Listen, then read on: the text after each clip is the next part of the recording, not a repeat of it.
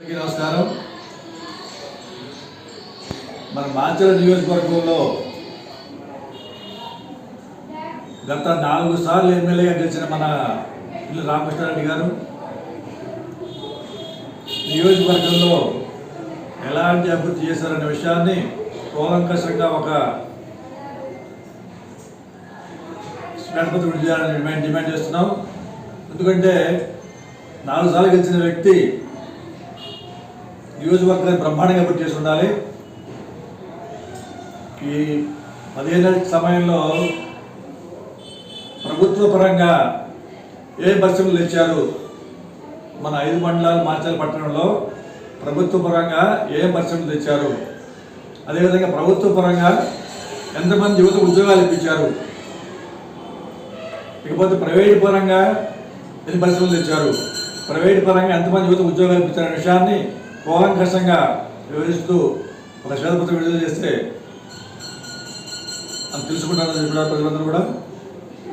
అలాంటి అన్నప్పుడే వారు రేపు ఓటు నాకు వెయ్యాలి, నేను 5వ సారి ఎమ్మెల్యే అవుతానని అనడానికి ఒక రకమైన ప్రజలకి నమ్మకం కలిగింది.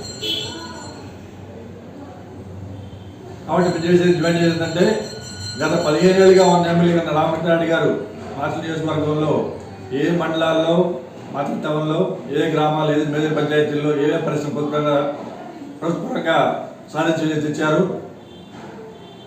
ప్రభుత్వ పరంగా ఎన్ని ఉద్యోగాలు ఇప్పించారు? అదేవిధంగా ప్రైవేట్ పరంగా ఎన్ని ఉద్యోగాలు వచ్చినాయి, ఎన్ని పరిశ్రమలు వచ్చిన విషయాన్ని మీరు శ్వేతపత్రం విడుదల చేయాలని డిమాండ్ చేస్తున్నాం. అదేవిధంగా మన టీడీపీ ఇన్ఛార్జ్ అయిన మన ప్రమాణరెడ్డి గారు కూడా అంతకుముందు వారి కుటుంబంలోనే ఎమ్మెల్యే చేశారు. దుర్గమ్మ గారు 99 నుంచి 2 ఎమ్మెల్యే చేశారు, 4 దాకా 5 ఏళ్ల పాటు.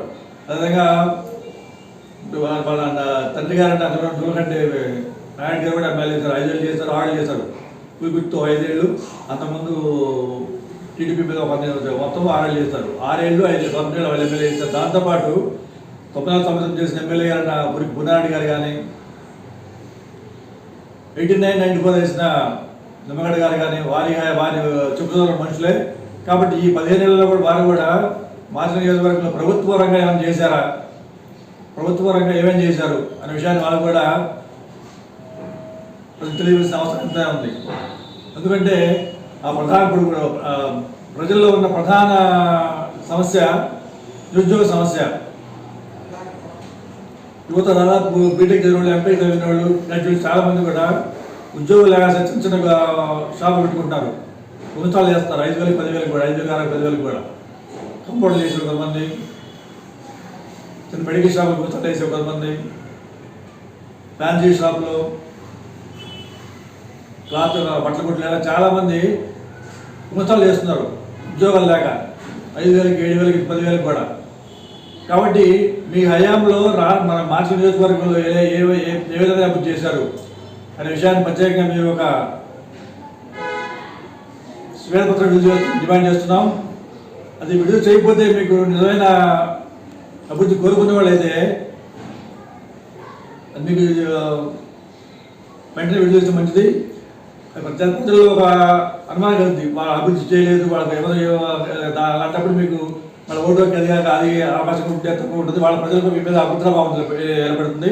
ఓటు ఎందుకు వేయాలి వీళ్ళకి అనే విషయం జరుగుతుంది. కాబట్టి మీరు చెప్పేది ఏంటంటే